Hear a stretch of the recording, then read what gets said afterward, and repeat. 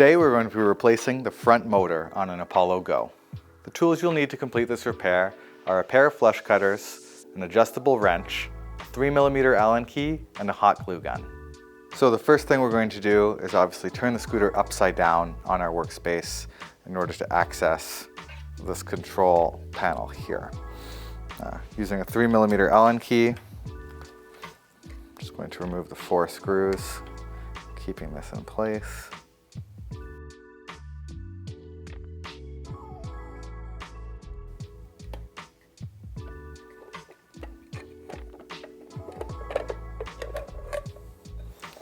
They're all loose. You can open it up, see the controller and all the wiring inside. Now there's still more things we need to remove in order to access. First thing is going to be the brackets on top of these forks in order to remove the wheel.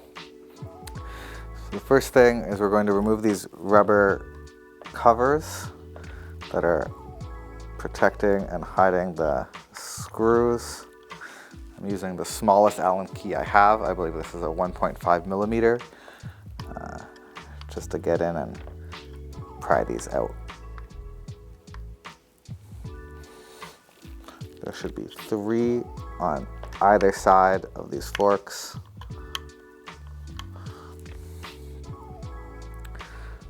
Now that they're removed on this side, take 3mm Allen key and remove the screws.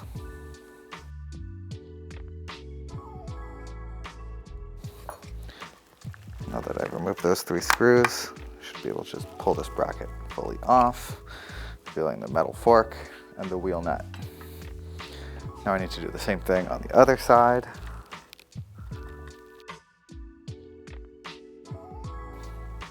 Now remove the bracket from the other side.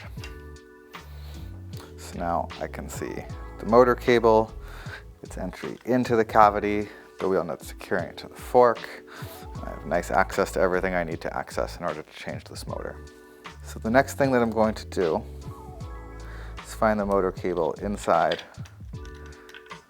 the deck.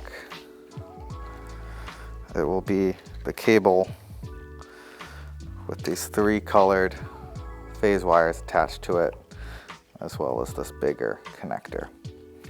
So I can start unplugging these connectors to remove the heat shrink here. I can disconnect. Now our motor is disconnected from our controller inside the deck. So now we can remove this motor cable, disconnected it from the controller. We need to pull it out from this gasket without causing too much damage to the gasket. So what I like to do is pull one part of this cable out at a time. I'm going to start with the phase wires.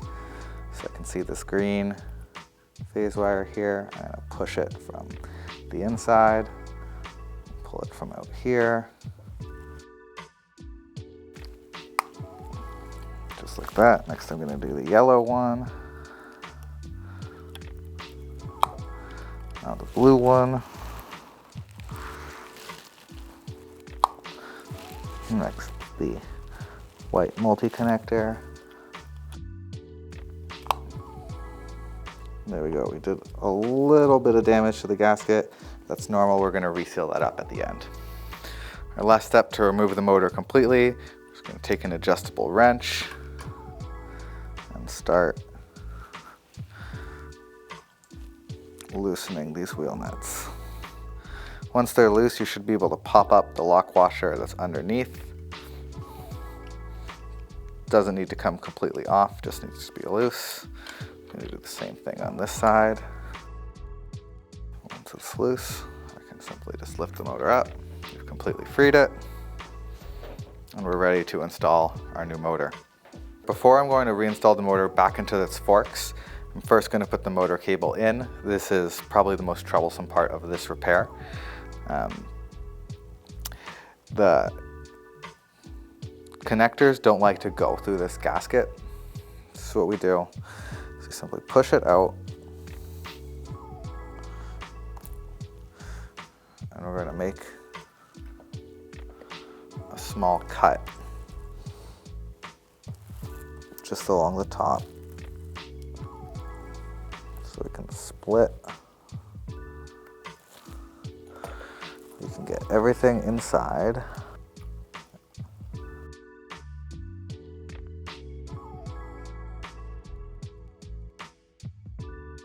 And push the gasket back in place. Now I can put the forks in, connect the cable, then we're going to add some hot glue to the inside of this gasket to reseal it. Okay, now we're ready to put the motor back onto the front forks. It's important to note on each side of the motor on its axle, there's the lug nut, the lock washer, and a normal washer. The thinner normal washer will go on the inside of the forks and the lock washer will go on the outside with the lug nut. Now we can drop it in.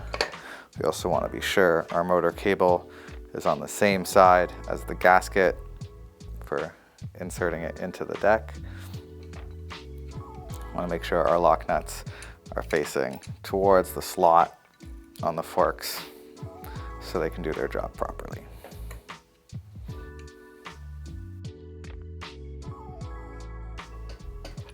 Tighten it on both sides. Now, even if I try, I can't take the motor off of the forks, which is what we want. So now that the motor's in its place, I can finally reconnect the motor cable to the controller, the white connector to the white connector. Make sure you hear it click nicely. And then we're just playing a color match game with these connectors.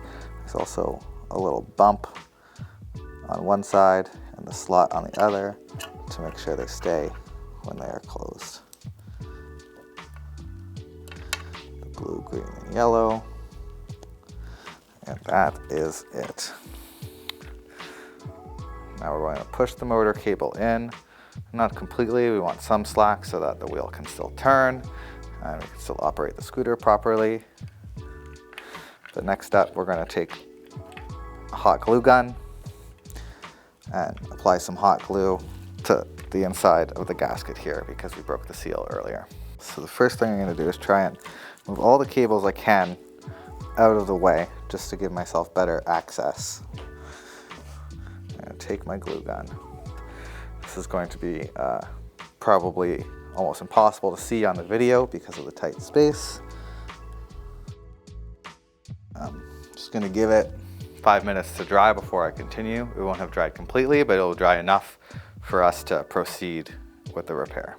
So hopefully you can see here the glue we've applied. It's almost dry.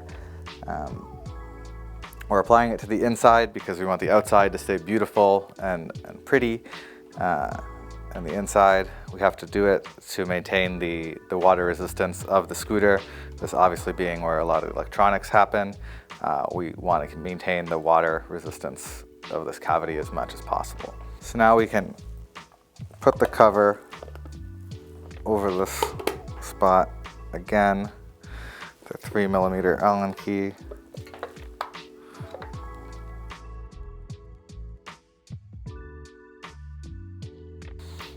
Okay, now our cover's on. We can put the covers of our front forks back. Okay. So you can see on the inside of these panels, there is an indication with an R and L as to which side they belong to. You just need to remember that, of course, the scooter is upside down, so the orientation is a little bit switched. The right and left is always from the perspective of if you're riding the scooter. So if I'm riding the scooter, going forward, this is the right-hand side.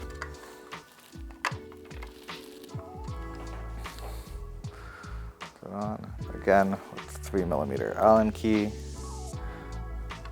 There's 3 screws.